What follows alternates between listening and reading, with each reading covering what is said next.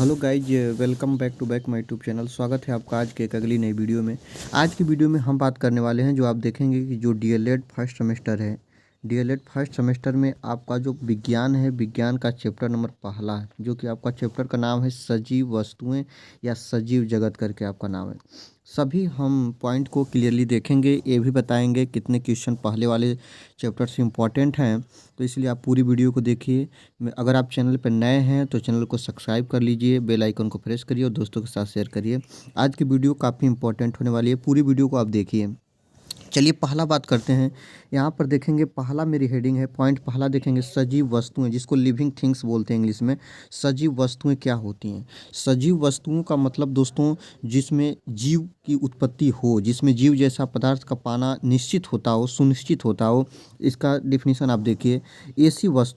ऐसी वस्तु जिनमें श्वसन क्रिया, यहाँ पे देखिए श्वसन क्रिया होती हो, वृद्धि होता हो और उसमें विकास होता हो, उसे हम लोग दोस्तों बोलते हैं सजीव वस्तुएं। ऐसी वस्तु जिनमें श्वसन की क्रिया, वृद्धि और विकास का होना सुनिश्चित पाया जाता है, उसे हम सजीव वस्तुएं कहते हैं। या किस में होता है?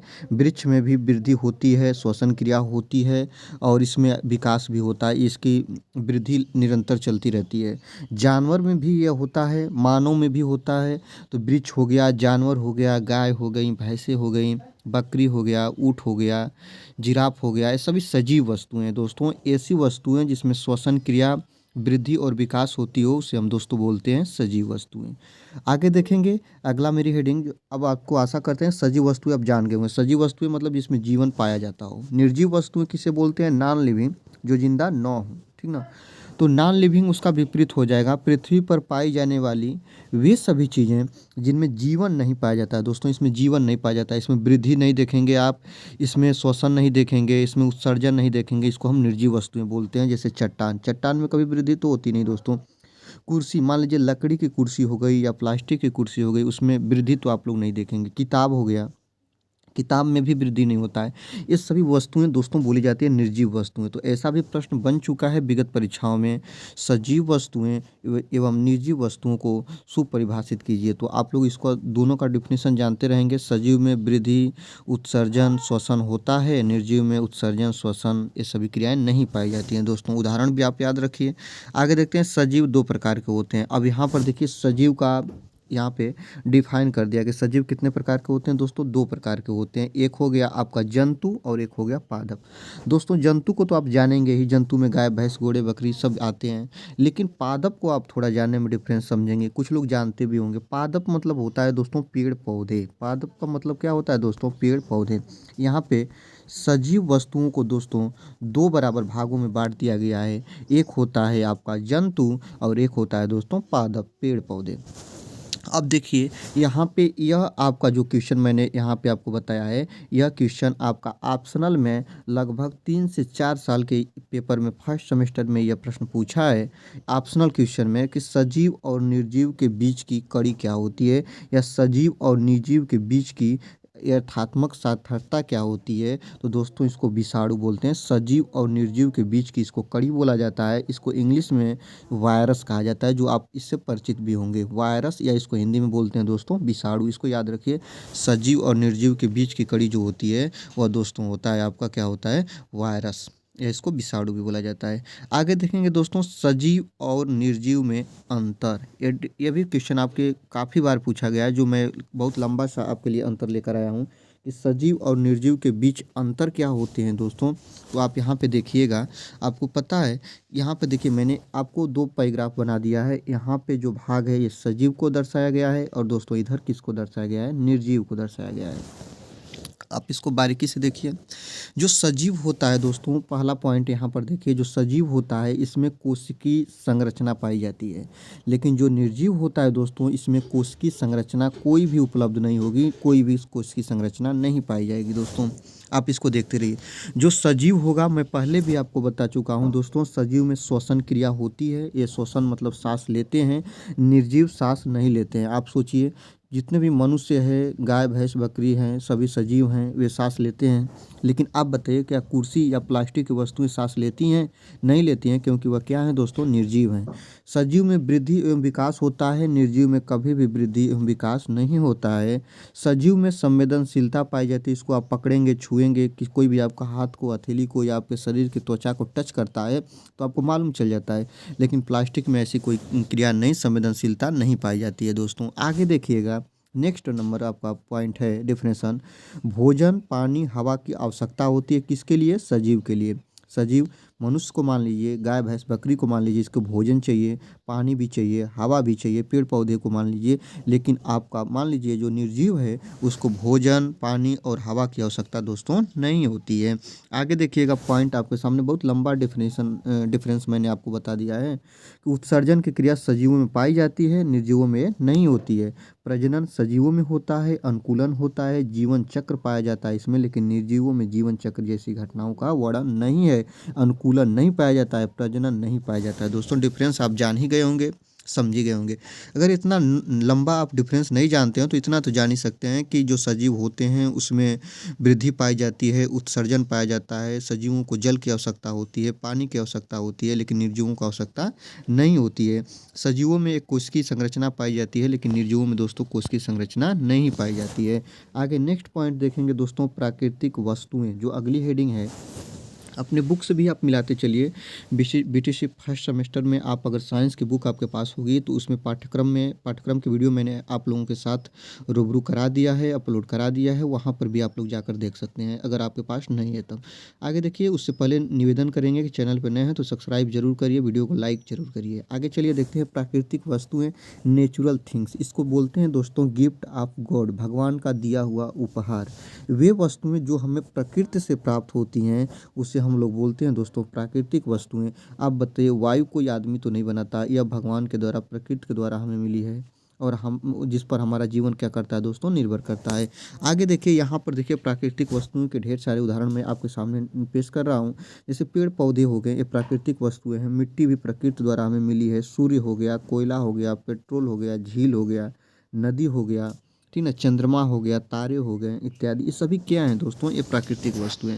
प्राकृतिक वस्तुएं किसे कहते हैं? तो प्राकृतिक वस्तुएं वे वस्तुएं होती हैं जो जो हमें प्रकृति द्वारा या भगवान द्वारा मुफ्त में या गिफ्ट में दी हुई है, ठीक ना। आगे नेक्स्ट दोस्तों देखेंगे, मानव निर्मित वस्तुएं। मानव निर्मित वस्तुएं क्या हैं? वे वस्तुएं जिनका निर्माण मनुष्य स्वयं अपने विवेक या बुद्धि से करता है, उसे हम लोग बोलते हैं मानव निर्मित वस्तुएं। उसको क्या बोलते हैं दोस्तों? मानव निर्मित वस्तुएं बोलते हैं। जिसको बनाने में मानव अपने विवेक का उपयोग करके जिसको बनाता हो, जैसे आप बताइए प्लास्टिक हो गया, कांच हो गया, साबुन हो गया, कपड़ा हो गया, कंप्यूटर हो गया, इसको तो आप ही बनाए हैं, इसको तो मनुष्य के द्वारा ही इसका ढांचा दिया गया है, इसको तो किसी व्यक्ति विशेष द्वारा तो नहीं, भगवान के द्वारा तो नहीं बनाया गया है, इसको मनुष्य बनाता है, इसलिए इसको बोलते हैं मानव निर्मित। एक लाइन में सुनिए, जो प्रकृति द्वारा प्राप्त होती हैं वस्तुएं, जो भगवान बनाते हैं उसको प्राकृतिक वस्तुएं, और जिसका निर्माण मानव करता है उसको हम लोग दोस्तों बोलते हैं मानव निर्मित वस्तुएं। ये भी ध्यान देंगे।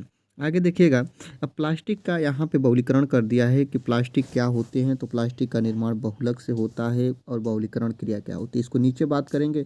लेकिन उससे पहले देखिए, प्लास्टिक दो प्रकार के होते हैं, थर्मोसेटिक प्लास्टिक और थर्मोप्लास्टिक। थर्मो और थर्मो, इसी में अंतर होता है, कितने लोग इसी में डिफाइन नहीं कर पाते हैं। आगे देखिएगा दोस्तों, आगे देखते हैं बहुलक की परिभाषा क्या होती है।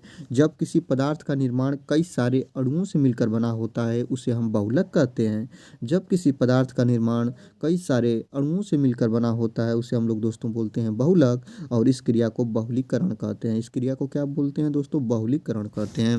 ये भी बात आप लोग ध्यान देंगे। आगे आप लोग देखिएगा, आगे अब बात करेंगे पौधों और जंतुओं में समानता। 2 नंबर क्वेश्चन में कई बार या 2 नंबर वाले प्रश्न में ये कई बार प्रश्न समेटा हुआ है, कई बार ये क्वेश्चन पूछा हुआ है कि बहुलीकरण किसे कहते हैं, या बहुलीकरण पौधे और जंतुओं में समानता क्या होती है दोस्तों। तो पौधे व जंतुओं में समानता की बात करेंगे तो पौधे व जंतुओं में समानता आप लोग देखिए, मैंने आप लोगों को दो ग्राफ इधर मैंने लाइन खींचकर बताया है और इधर लिखा है भोजन।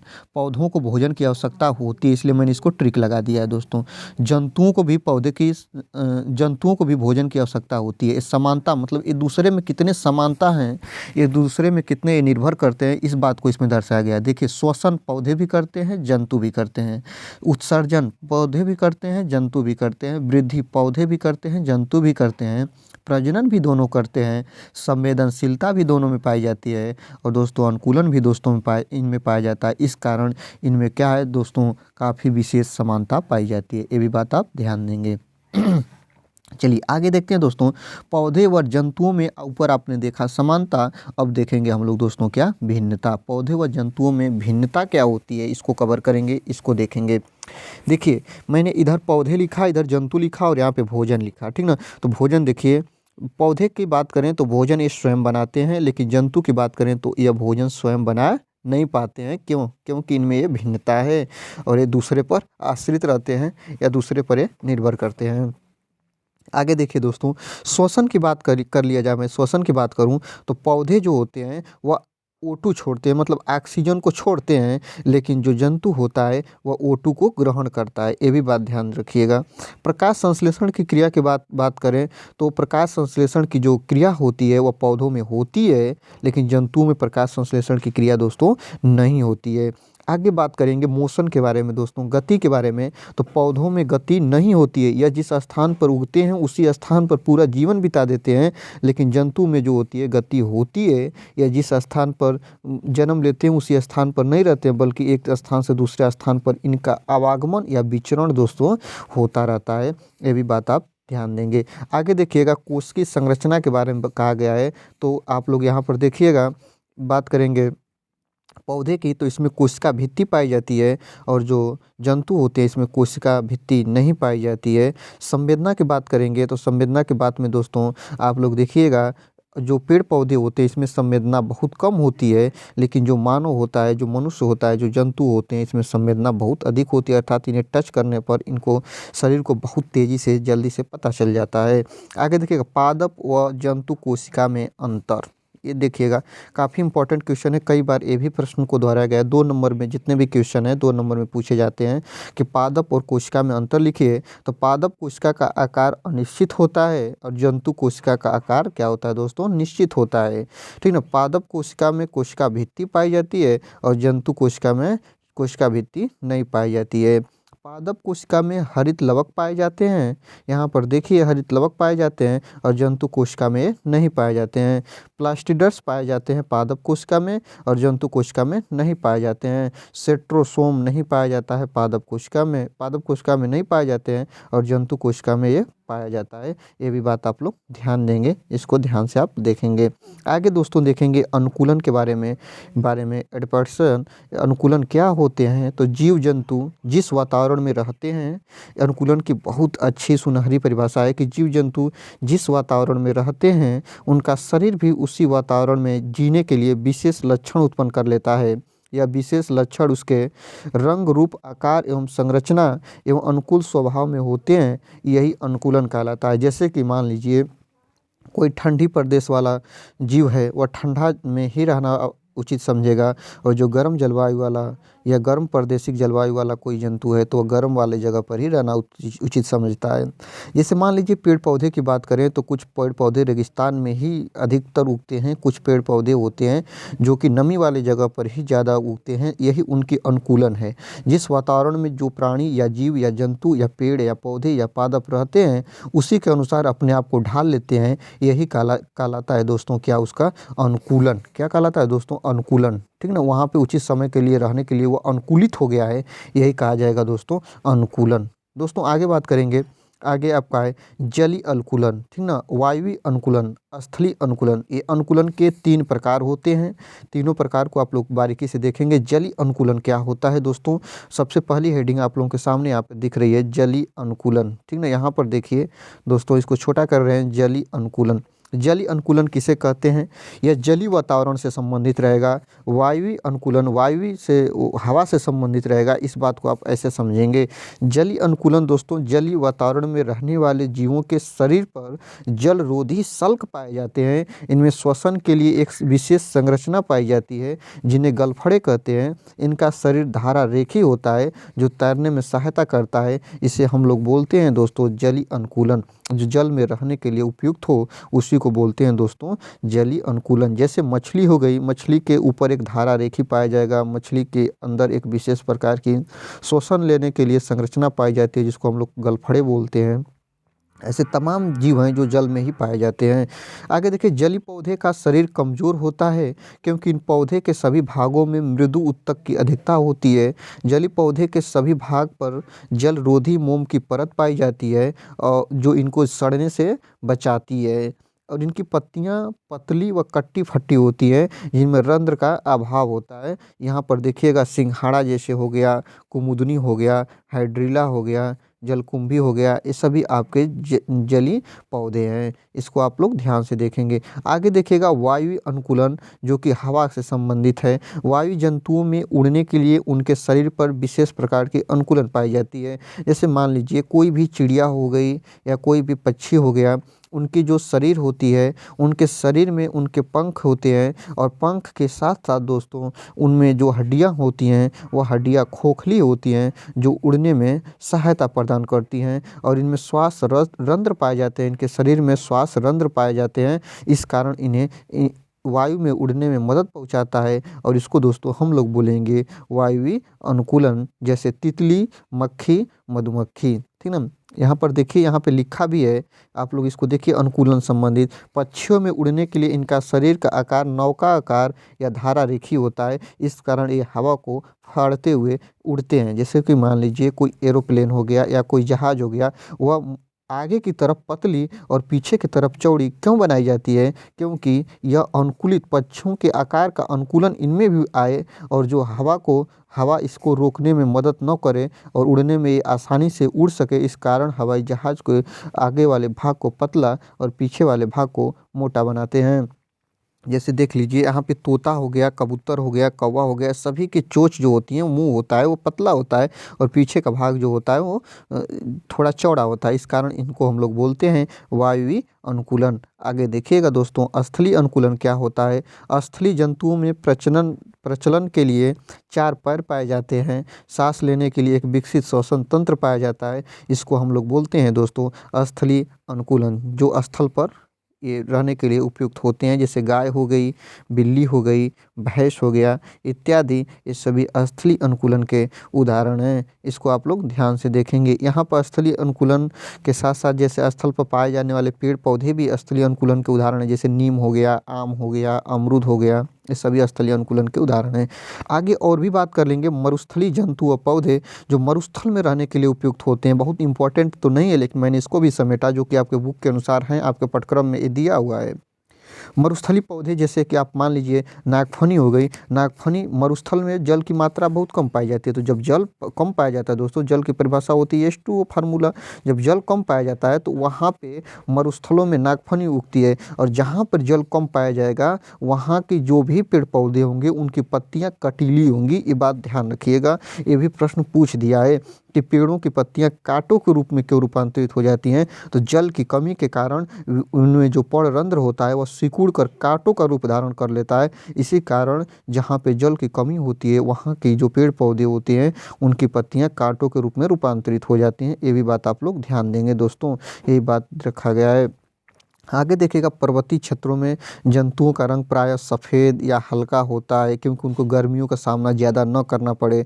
आपको पता है कि जो काला रंग होता है, आप देखिएगा जो ब्लैक रंग होता है दोस्तों, यह ऊष्मा का सबसे ज़्यादा अवशोषण करता है।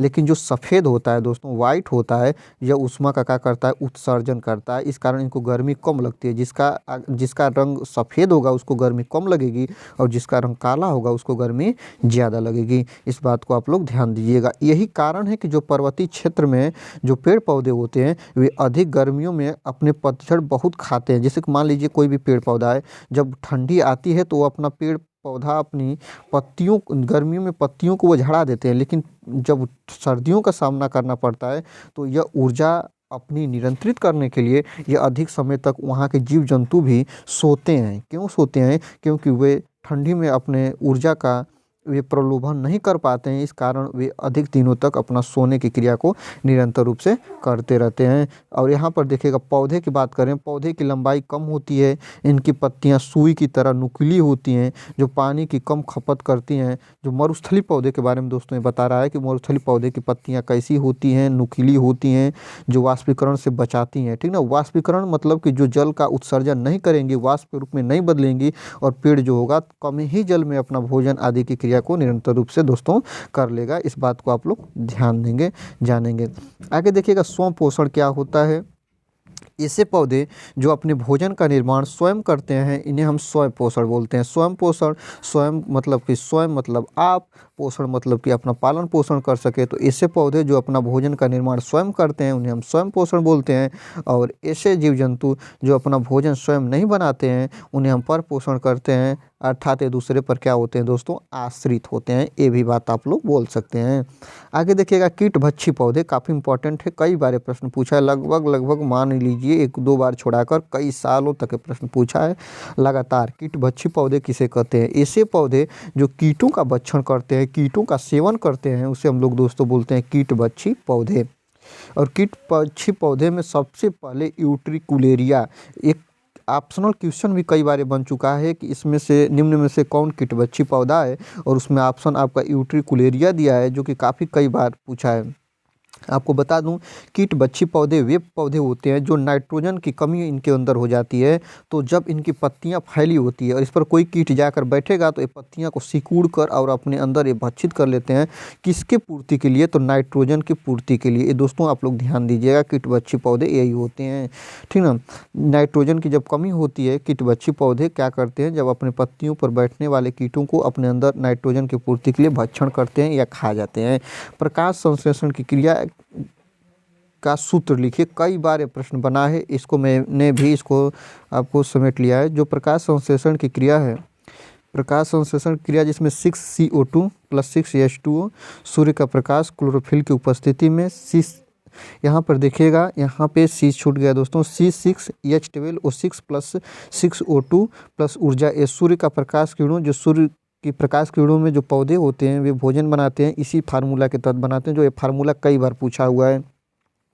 6CO2 + 6H2O गिव्स दैट, सूर्य का प्रकाश लेते हैं और उसकी उपस्थिति में C6H12O6 + 6O2 + ऊर्जा का निर्माण करते हैं। दोस्तों ये भी बात आप ध्यान देंगे। आगे देखिएगा, आगे आपके लिए मैं इंपॉर्टेंट क्वेश्चन भी यहाँ पे लेकर रखा हूँ कि इंपॉर्टेंट क्वेश्चन जितना मैंने आप लोगों को पढ़ाया उतना में आप लोगों ने क्या क्या इंपॉर्टेंट है उसको आप देखिए। कीटभक्षी पौधे आप लोग याद रखिए, और यहाँ पे प्रकाश संश्लेषण की क्रिया क्या होती है इसका सूत्र भी दोस्तों आप लोग याद रखिए। ये आपके लिए यह आपका होमवर्क जैसे है। पादप एवं जंतु कोशिका क्या होता है इसको भी आप लोग याद रखिए। मरुस्थलीय अनुकूलन और पर्वतीय अनुकूलन, इतने चीज़ को अगर आप याद करते हैं तो फर्स्ट वाला पार्ट जो कि आपका सजीव जगत है वो आपका तैयार है। चलिए मिलते हैं अगले वीडियो में, तब तक के लिए धन्यवाद। अगर चैनल पर नए हैं तो चैनल को सब्सक्राइब करिए, बेल आइकन